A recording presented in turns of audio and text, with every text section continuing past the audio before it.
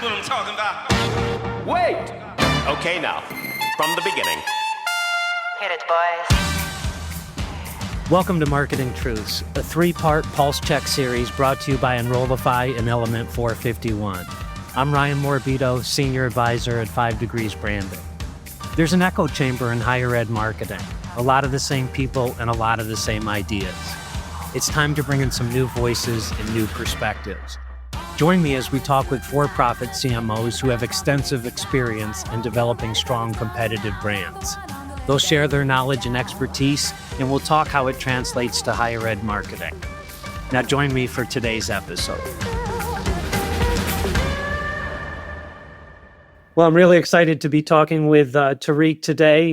He is served most recently as the CMO of McDonald's in North America, and thrilled to have him join me here this morning. So, Tariq, tell us a little bit about what your role is, what you're doing, and maybe some of the path that led you to that. Hey, first of all, Ryan, thanks for having me this morning. It's great to see you, and thanks for the opportunity. As you said, my most recent role, I served as the Chief Marketing and Chief Customer Experience Officer for McDonald's USA. And those two titles actually kind of reflect, I think, the emergence of the changing landscape of what we do in the business world and in the marketing world, which is really continuing to do what we've always done in marketing, which is develop great brands that drive business results, but really ensuring that as we increasingly have access to data and better understanding about our customers, we start to apply that to the experience that those customers have, which extends well beyond marketing and requires us to work much more collaboratively with other parts of the enterprise and working cross-functionally, in particular with operations and with HR and people, and always with finance. So I've had the pleasure of serving for McDonald's for the last 4 years. Amazing company with a tremendous history, obviously, but equally incredible ubiquity, right, in terms of all of us having that relationship experience with it. And then was given the opportunity to come in and really start to lead and drive the digital and data transformation for the company and for the U.S. business. Awesome.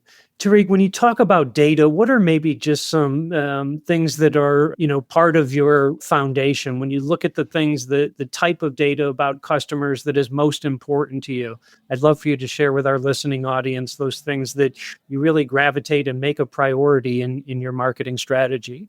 Yeah, I mean, if you think about the journey that companies have been on over the last 20, 25 years, even longer, the journey has been one of the access to data and understanding of what the data is and close enough into you. Can you get it soon enough to actually act on it?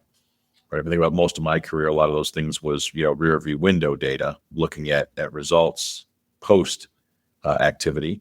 But there's always been categories that have had long histories in here, right? The, airlines, hospitality, hotels, et cetera, where they were accessing it for requirement of how they operated the business. I think the difference is in the last, 5 to 10 years, you've seen an acceleration into the access of first-party data. So your own data, right? The ability to actually build that data, request it, and access it on a basis of not only what adds value to that customer, but what adds value to the business as well. And I think we've gone through that transformation as well, where initially I think that request was more about driving value to the business. And increasingly, as customers engage the way that they do in a digital commerce world, increasingly making sure that data in return provides value for the customers, because at some point they stop providing it back to you, right? Yeah. And now you're in a world where I think you've got clear haves and have-nots in terms of data, and you've got companies with clear and significant foundational first-party data. It's organized in a way that they can use it. They can move it across the company. It's not just being used for marketing, but it gives you a more holistic view of the business and of the customer. And you've got those companies that are somewhere in the middle, trying to develop it and build it. And then you've got companies that are really dependent on the data of others, right? Which you've seen for quite some time in channels like, food and grocery, where, the retailer holds it. But this is where I think the transformation of AI is coming in, because it's going to help both those who have that first party data. And I think it's going to increasingly actually help fill the gaps for those who don't. Yeah. Excellent. And is there certain types of market research? Is there focus groups? Is it more quantitative survey type data? What would you suggest to our audience is kind of that best approach as you think about, driving your marketing strategy? Yeah, look, I think at the end of the day, the most powerful data you can have is actual behavioral data, right? And so it's not an either or, though. I want to be very clear about that, because I think that's the other challenge we run into is we get into businesses that have copious amounts of data, we're drowning in it, right? So the question becomes which data point is most significant. You have to make smart decisions about where you spend time with which data and which other data is just noise in the room. Interesting, but not necessarily relevant to where you're trying to get to. But I also think it's critically important that you don't lose what I refer to as the intimacy behind the data. And that's the human mindset and the human experience that sits behind data. And I've had the pleasure of working with some great people who taught me in the past not to function in a world if the data made me do it. Like, I don't think data should actually provide you the answer. I think it provides unique confirmation and measurement, and those things are important. But I think data is equally important to provide you the next best question. And sometimes those questions are best pursued through qualitative approaches to get better contextual understanding of it. And sometimes it's it could end up being an innovation and a change of product and testing, those kind of things. So what I love about it is I think the ability to capture the data is more significant than ever. And then the ability to test against it in a much more risk-averse way quickly, frankly, sometimes pretty inexpensively, is we're in a world where we can actually fail fast, which I don't think companies do enough of. Yeah. And certainly our higher education partners, really struggle with that speed wins, Tariq, and understanding it's the best way that we can kind of learn what works and maybe more importantly, what doesn't. Yeah, and I will tell you, Ryan, I think you have no choice but to move at the speed of data right now, right? Which is changing cultures, not only for the higher education system, but I think across the landscape of business as well.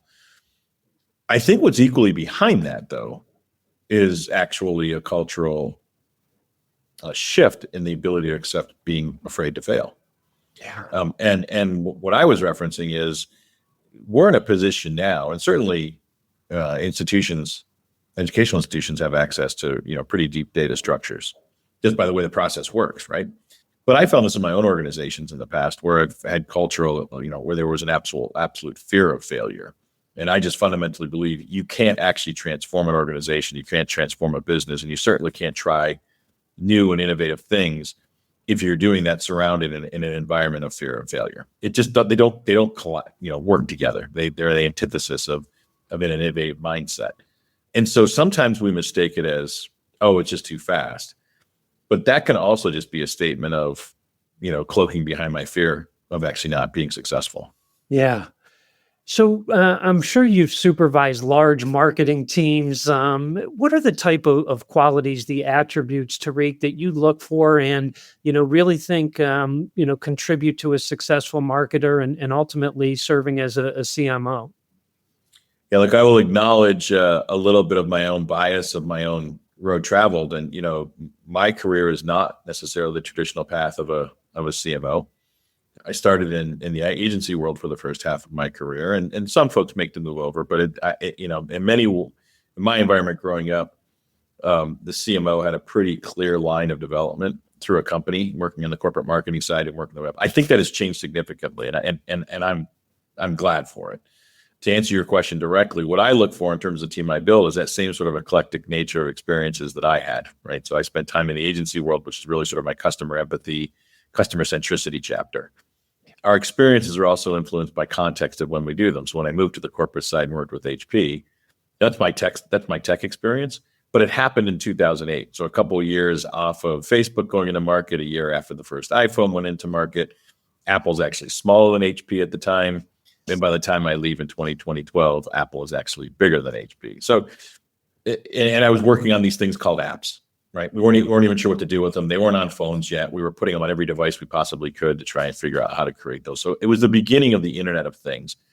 And then I worked in the space of financial services, which is just the big data, right? When I was with B of A, but we weren't able to really move the data as effectively as we can today, right? So I look for people that have had those kind of diverse experiences. And I'm not a very category specific person. And I'm influenced by the fact that hasn't been my journey. I actually find value in people that have different perspectives and learn from different environments. And then today, I think the structure and the sort of profile of what's going to make a great CMO is much more of an orchestrator and in some ways a general manager of marketing inside the organization. Because what we do marketing wise is as much internal as external these days. And when you are working cross-functionally as a result of both tech and some of the data movement we're talking about, you're no longer working in just a pure marketing silo. To be successful, you've got to work across the enterprise. Yeah, and Tariq, something our schools struggle mightily with is getting that internal buy-in. I call it a gap of understanding around marketing. So in the for-profit world, we talk about collaboration with our C-suite colleagues, and higher education, it's our cabinet level, the president. And Yeah. I'd love for you to kind of share some strategies. How can we collaborate better? You mentioned the CFO earlier, and it's so important, but ultimately people are busy and they resort to their own bunkers, if you will. So talk to us about how we maybe bridge that gap, and, as you suggested, the importance of marketing internally.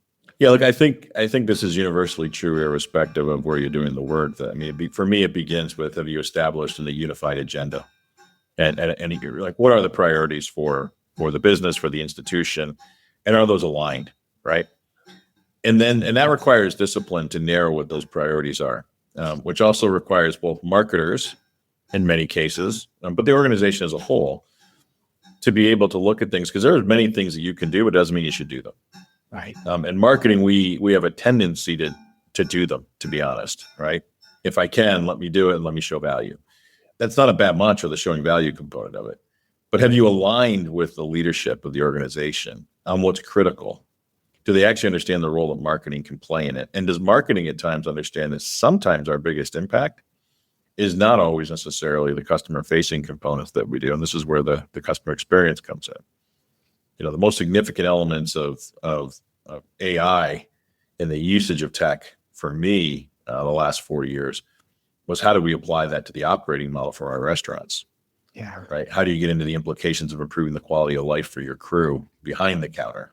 How can I use customer data to help them understand what the flow of traffic will look like, so you think about your shifts differently? How do you create greater simplicity? How do I get predictability around machine failure and those kind of things? There's a tremendous amount of application to the marketing world, but the reality is, if marketing leverages some of those things and does it in such a way that's not thinking about the broader organization, sometimes the innovation we do as marketers can actually create bigger problems for our colleagues and our partners, which can create some of that alienation, and it'll feel like we've been working in a silo. Yeah, absolutely. And when you think about, measurements, what are those types of KPIs? What do you lift up to your leadership colleagues about the success or lack thereof in any of your campaigns? Is there anything that you could point to? Yeah, look, I think it starts higher up than that, to be honest, Ryan. And I was fortunate enough to work with an amazing leadership partners in my last couple of roles, actually. And so what I would argue is the KPIs start with, what are your enterprise KPIs first and foremost? And how do you own those together as a leadership? Because my developing great campaigns that have great KPI success, but there are other elements of the operating model where those KPIs are less than successful, then great, I have a trophy on a losing team. And that's not really the success rate. And I think marketers are now today recognizing you've got to be part of understanding what is that enterprise prioritization. How is the enterprise being measured for success? And the reality is, most organizations are now rewarded that way too, right? You're rewarded on how well you do, but you also are rewarded on how the team does and how the whole organization does. And then I think it's making sure that the campaigns you're doing are in line with the prioritization of driving those priorities for the company and the business growth. And then secondly, there's a lot of things you can do. You're not going to hear me get into a conversation about what do I do for brand versus performance.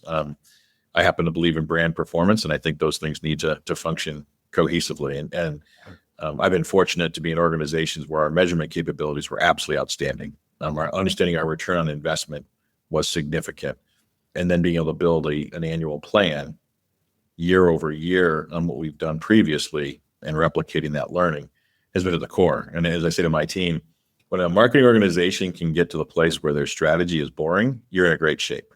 Yeah. Right. Because if I can just get up and try and optimize what's already working versus having to retool the strategy year over year, that's where I talk about, boring is beautiful in that situation. And that's where you want to be chasing, because then you can actually spend your time innovating. Yeah. I love that, Tariq. Tell us, what do you think the biggest challenges facing CMOs in our world today are? I think we've talked about a couple of the themes. I think, at one end of the spectrum, do you have the data? If you don't, what are you going to do? At the other end of the spectrum, I have too much of the data. Yeah. What am I going to do? Speed and ability to keep and move quickly, like you were describing, is absolutely a new muscle for the organization, because it's no longer dependent on just whether the marketing organization can move quickly. There's interdependencies inside the enterprise that we've been talking about. And so can the enterprise move? I do think prioritization is a significant one. I hear significantly. I went through it my own experience in my last role, but I also have heard colleagues talk about the biggest challenge they have as an organization is really getting themselves down to the 3 or 4 big things and staying focused on it. Yeah. And then I do think that CMOs face a unique challenge of continued ability to demonstrate accountability and return on what they're doing. But also, I think on top of that, they now face the challenge of what are the resources in the organization you require to be successful? Because I do think that organization will look different as we continue to move forward into an AI and agentic environment. Yeah. What excites you most about the future of marketing, and what are maybe some trends that people aren't talking about, Tariq? I'm really interested in some of your tech background and how you might see that play out over the next several years. Look, I've never been, frankly, more excited about what the opportunities are as a marketer. I know it can be a little daunting. And we've been, we've seen this movie before in terms of what you saw in 2000 with the initial, run of what the role of .com would be, and then eventually moving into the Internet of Things. And what I don't want to do is downplay how different this is, because the speed at which you mention that's taking place as a result of AI, combined with the fact we now have technology infrastructure in place to actually move data, fill gaps, and then AI can actually then fill in some of the existing additional gaps beyond that, is both exciting and daunting. And it can feel like a tidal wave that you're not ready for and a tsunami you're not ready for. And I'm excited by that, because if you can focus yourself and recognize the different waves of that tidal wave that you can ride, and not try and take on the whole thing, I think you can take on some pretty interesting things. The other part I would say is that I get incredibly excited about the dimensions of AI, frankly, not in the same spaces that a lot of marketers talk about. Sure, I'm excited about what I can do to apply it to the creative world, but that's not actually the biggest impacting place, I think. I don't look at AI through the lens of cost efficiencies. I think generally when we look at new innovations just through a lens of cost, they will often achieve that, but they'll have implications on gaining those costs if you don't have a strategy around them. Mm-hmm. I also worry that, much like we did with the digital world, that we don't get caught up in these sort of shiny new object tactical approaches to AI. You have to start with a strategy, and you have to then look for a problem and have AI be part of that solution. There's a lot of things that, you can just do. And again, it goes back to just because you can do it doesn't mean you should. Yeah. So I get excited about it. I think it's the next generational wave for us to be smarter, more customized, more personalized, and get closer to the customer with greater value, while frankly turning down the noise and gaining efficiencies for those customers who are not interested in us and never going to be interested in us. Yeah, and I love what you said earlier about priorities, just kind of thinking through and saying that we're not going to be able to do it all, even with the technology and automation, and how can we really leverage it for those things that are most important. I'm oftentimes telling our college leaders that we need to give our marketing team permission to say no, so they can say yes when it really matters the most. And I think to do that, there's another dimension there, which is, are you flattening the organization? Are you truly moving in? Like I'm a big believer in horizontal leadership models, where you empower people to do exactly what you're talking about. You create a safe environment. You remove concerns of fear of failing. You teach what it means to responsibly fail. I call it failing greatly. Yeah. And you have to culturally do that. You have to literally infuse elements into it. I mean, my old organization, we quarterly celebrated something that I dubbed amazing almosts. And they were examples and nominations of failing greatly inside the organization. We defined what it meant to fail greatly. Yeah. And you create a safe environment for it. And then the second layer we were moving into was reorganizing the group around the ability to be much flatter, be able to make empowered and make decisions, understand what that ways of working looks like, and giving them room to do that, giving them room to, and the reality is, if anything, we were standing around at the end of the year saying, have we failed enough? And that to me is a great cultural shift when you can start to ask yourselves those kind of questions. Yeah, I love that. And it's a conversation that we're just not having enough in higher education. No. It's that fear factor that you mentioned. And I think a lot of our marketing teams, Tariq, are just paralyzed by, that fear. And we need to overcome that. And I think it's a really, really important point. I think it's a critical nature of bringing the entrepreneurial spirit into an organization. What I'd say to my team is, what does a startup refer to as failure? They're out there and they're fundraising and they're trying to raise money. They don't walk into that fundraiser and say, hey, let us show you our latest failure and you want to write a check because we think you're not to fix it. What they walk in is they talk about a pivot. And all a pivot is actually you've learned something really smart from failing the right way. Yeah. But the byproduct of failure allowed you to move into a different direction and move into a direction of growth and opportunity. Yeah. Right. And that's no different than who we are as human beings. And so at some point we, like many things, we teach that out of people. Yeah. When what we should be doing is teaching the comfort and the safety into our folks. And to do that, you then also have to create cultural environments where you teach the acceptance of vulnerability in organizations, and you teach the acceptance of transparency and candid and open relationships with mentors.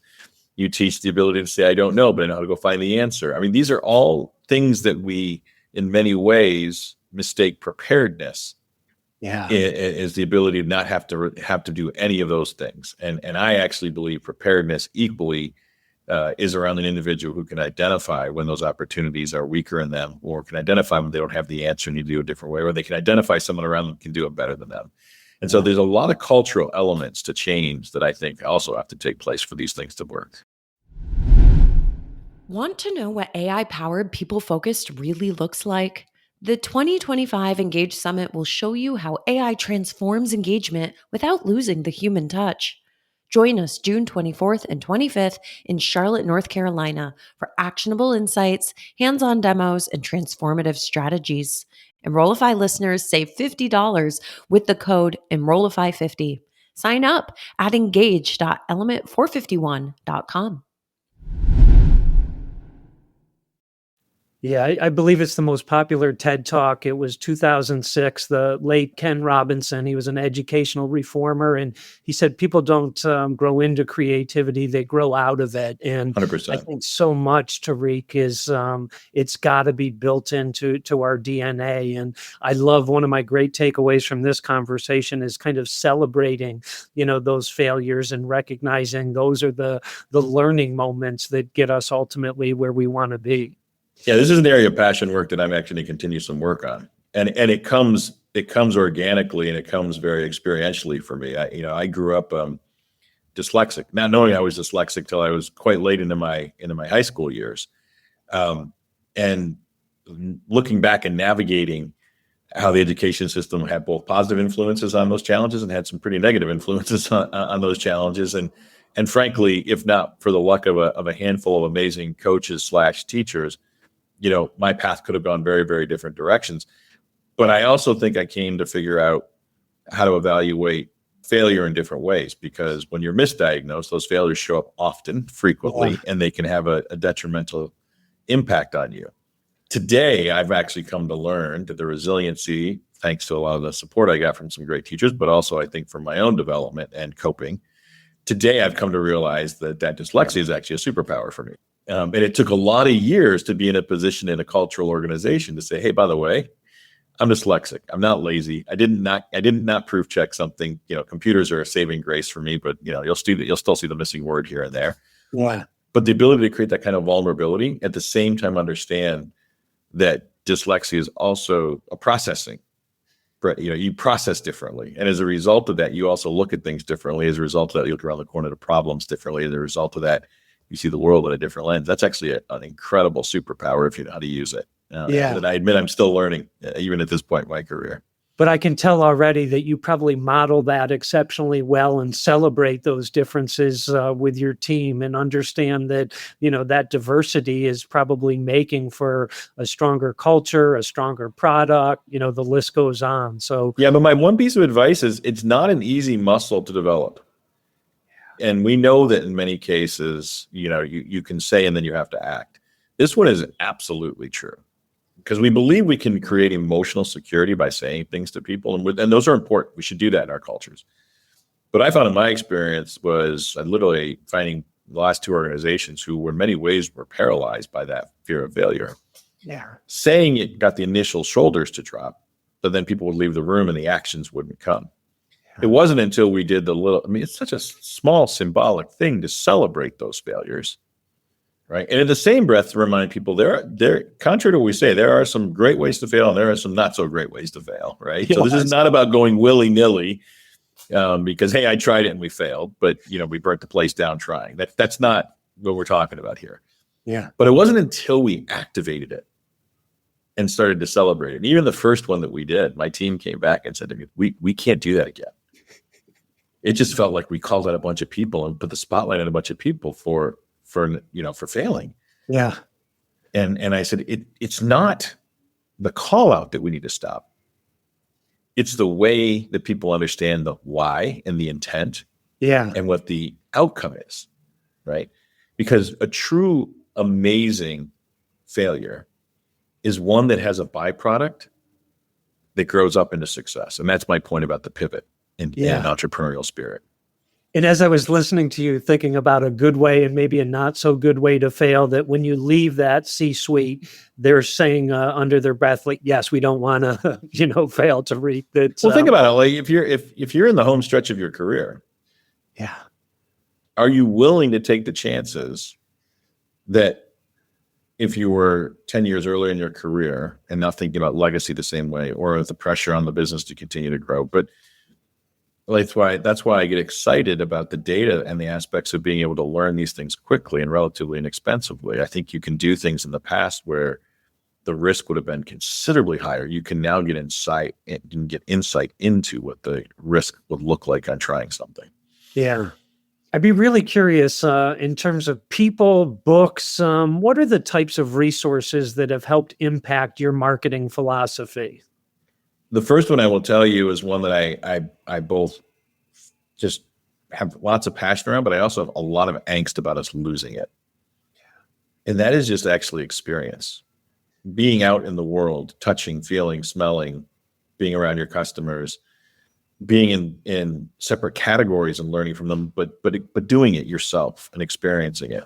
Because as we get more data and as the data becomes more accurate and as the data becomes more robust, it becomes much more easier to say, I don't need to go see it myself because, and this goes back to and look, don't get me wrong, I think there's amazing elements to the data being that clean and directive and providing us an understanding. But I do believe that there will be elements of this, that the human aspect of creativity and the human intuition and the notion of ethics and notion of cultural experiences can't be lost. And so to answer your question, nothing beats, in my case, being in a restaurant, or my past life, nothing beat being in the aisle of a store with crew and having conversations and listening to pet parents. Nothing beat, being in a doggy park and understanding and listening to what really makes a pet owner a parent and not just an owner. Well, So those things are really, really important to me. They've always been. I think it probably comes naturally from my background. I started as an account planner and a strategist in the agency world where it was all touch and feel and be out there and understand. I'm a ferocious, what I would say, book listener. I've embraced audiobooks and the array of things that I listen to are about as eclectic as my career background, because I do believe it's important you get insights from cultural elements as much as the science elements. So, of course, I listen to some of the leadership stuff and some of the marketing elements, but I'm also constantly listening to fiction, nonfiction. I'm in the social political area. I'm in the social cultural area. I'm listening to cultural zeitgeist. And then, honestly, I'm listening a ton to my 17-year-old and her friends when they're around, and just, listening to where they see today and I see a future, right? And just trying to understand those things. So it's a pretty eclectic blend, right? Yeah, I love that, and I think the time demands that it's hard for some CMOs to make that time to do exactly what you're describing, and that active listening to really understand not only the customers but also I guess the general landscape as you described. So I think that's something we all need to do a better job and carve out that space, Tariq, regardless of where they might be on the leadership train in terms of marketing. So yeah, I think that's really helpful and a great reminder to folks as well to make the time to be able to do that. Yeah, I worked with a great colleague in my last role at McDonald's. He was head of insights. He worked pretty much without failure. He worked 1 day a week from the lobby of a McDonald's. Yeah. And got his coffee and just sat there for hours, and literally like once a week, just set up office and sort of very anthropologically. And here, here's the guy that's head of data, BI and CI, and driving analytics through the insights, but spent a day a week just sitting and watching. And I bet you he learned things that might not have come through other research. There is no, the AR world, the virtual world, the AI world, they're spectacular, but none of them will ever replace the actual value of the experience itself, or at least that I can envision. There's probably some folks out there that can envision a world where those sensory elements will be there. Yeah. Last question for you. You've been tremendous. I've learned a lot already, and I know our audience will have some really great takeaways. We know people most often think of the promotional P of marketing, and we can see with colleges and universities, partnerships are going to continue to be a really important part of what thriving institutions do. And I saw McDonald's recently with the Minecraft partnership, and I'd love for you to talk to us a little bit about how you evaluate where those strongest partnerships could be and align with those brand priorities. Yeah. Look, I think there's an absolute universal practice here that all businesses, all brands, personal brands, even your own brand, should be thoughtful of. And it was the guiding force behind how I grew up learning things, and certainly how I've applied them to the last two businesses that I've led. At McDonald's, we refer to those as fan truths. Do you know the actual truths of your fans and what makes them? And I use the word fan on purpose, right? Simple example of one that you'll be familiar with, right? If you're at McDonald's and you're making your order and you ask your partner or your friend, do you want some fries with your order? And they say no, get them one, because they're going to eat yours, right? Yeah. So just simple little, truth. And sometimes it's literally about the food. Sometimes it's about the experience. We felt like there was enough of them to make a coffee table book, so we made one, right? That's what drove decisioning that we made. Now, when you pivot into the world of collaborations and you pivot into the world of partnerships, we held ourselves to the same standard and said, okay, does that partner actually have an experience with the brand? Is there an authentic connection and a relationship to the brand? And you can imagine, I get approached constantly by celebrities, athletes, influencers, you name it. I'd love to work with your brand. That's not the way we actually went about it. We went the other way around. We said, what's the opportunity here? And I'll give you a quick, simple example. You'll recall 3 years ago, we did an adult Happy Meal. Yeah. That meal came out of a tweet that was out there the year prior that said, one day you wake up and you don't even realize you had your last Happy Meal. And it's interesting the reaction that had with adults, where it was sort of a crushing of that inner child joy that we all have, right? Yeah. And so it was a pivot of how do you bring that back? So the Happy Meal component was easy, right? We know what the food would look like. We know what the formula is. Put it in a box and give it some sort of treat, toy, surprise. Yeah. But then how do you bring it to life? So culturally, we worked with Cactus Plant Flea Market. And her response when we first gave her the brief was, McDonald's to me represented those hours after school, sitting in the restaurant with my friend group. Yeah. So I want the theme to be about friendship and their relationship with McDonald's, right? So that collaboration came as a result of a partner who already had an extended relationship with the brand. Those are what we look for. And I think that it's very dangerous to change the prestige of the name and the money of potential partners without putting it through the lens of asking yourself, is there a truth here? Yeah. Is there an authenticity that relates to it? Because the power that we've seen and the success that we saw on the McDonald's brand the last few years came out of the celebration of that authenticity. I would love to sit here and tell you that the crazed Grimace TikTok, shake phenomenon was marketing led. It wasn't. What was put out there was an understanding of the role that birthdays had in people's lives, which then allowed us to create this crazy purple shake, which then allowed social creators to decide, this is a brand I love and I'm going to use as part of my content play. Yeah. Right. And so I don't think people spend enough time thinking about partnerships beyond the potential dollars. And I get it. You've got the dollars to fill the gap. But these are long-term enduring elements that have impact on how your brand is viewed.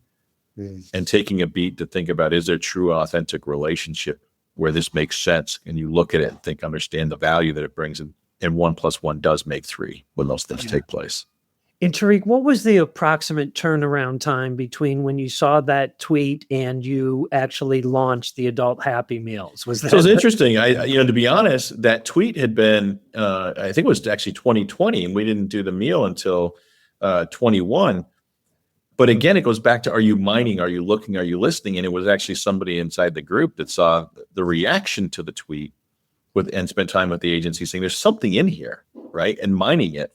And then what was more important was when we did the Happy Meal and the reaction that we saw. I mean, here was a 30-day promotion that sold out in 12 days, both exciting, not always great. You'd like to be closer to maybe 25 days, but nonetheless, it told you had something, which meant we then had an opportunity to take that successful insight of that childhood loss and apply it again. That's what actually led to the Grimace birthday the following year. We said, what are more ways we can celebrate that insight inside of that inner child?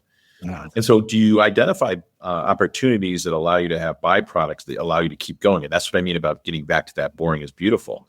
We had an amazing insight that you now can then leverage and look for different executional ways to do it over and over and over again. And that brings you back to Minecraft. If I bring that example that you brought up, it's not that different than what we did also last year with the anime work with McDonald's. Guess what? We already exist inside Minecraft. And so because players of the game were building McDonald's inside of their Minecraft games, right? It was already inside of the anime because the creators created McDonald's. So again, that was a natural place to play because our fans organically already put us there. So it was a chance to celebrate it back. Love it. Well, you've been incredible. Anything in closing, Tariq, that we didn't talk about, or things that you would want aspiring or CMOs to hear from you? Look, my view on this is celebrate chaos. I'm somebody who thrives on it, to quote the old book title, because it's the one thing you can guarantee is going to keep coming is the speed of change and the speed of this. So you've got to embrace it. Simplify your focus, understand what your objectives are, make sure they're aligned across the organization, get to a narrow prioritization of how to get there, and then embrace that you may need a different way of working. You may many different people. You may need to develop your current people in a different way. And the biggest one I would tell you is make sure that you are mentoring down and up. Make sure that you're also got young people that are mentoring you and helping you think about the world in a different way. You're not just doing the mentoring to continue to develop and shape the organization. Yeah, great advice, Tariq. And there's so much turnover in our marketing roles on college campuses. And, we see that talent gap. So understanding it does work both ways. And you've been a tremendous resource. I thank you so much for your time today. And I hope our paths cross again. Well, it's been great, Ryan. I appreciate the time and I wish you best of luck. And look, you guys are critical institutions. I've got a senior in high school who heads off to her freshman year next year at Northwestern. Glad the process is over, but excited about the next 4 years ahead. And I think universities have a tremendous opportunity to be the center of really this new innovative mindset of learning differently, because that's ultimately what corporate America needs to do. It needs to start learning differently, and then as a result, that act differently. So thanks for the opportunity to influence some of our partners out there.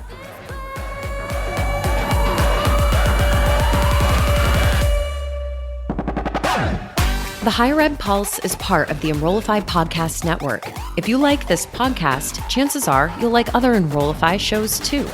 Our podcast network is growing by the month, and we've got a plethora of marketing, enrollment, and higher ed technology shows that are jam-packed with stories, ideas, and frameworks, all designed to empower you to be a better higher ed professional. Our show helps higher ed marketers and admission pros find their next big idea and features a selection of the industry's best as your hosts. Learn from Brian Gross, Eddie Francis, Jenny Lee Fowler, and so many of your favorite leaders in higher ed. Enrollify is made possible by Element 451, the next generation AI student engagement platform, helping institutions create meaningful and personalized interactions with students. Learn more at element451.com.